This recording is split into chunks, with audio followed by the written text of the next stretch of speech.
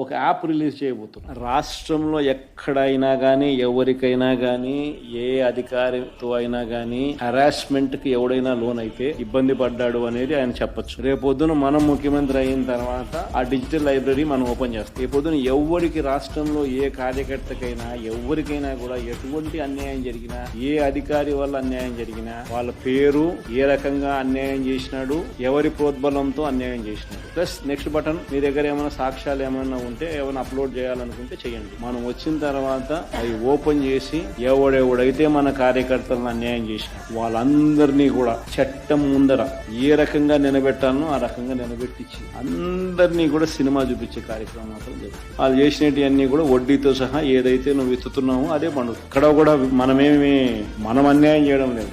ఏదైతే మీరు ఇచ్చినారో అదే రేపొద్దున పండుతుంది. చక్కెర వడ్డీతో సహా చెల్లించే పరిస్థితి వస్తుంది. అదొకటి ఖచ్చితంగా నెక్స్ట్ 10 రోజుల్లో రిలీజ్ చేయబోతున్నాం.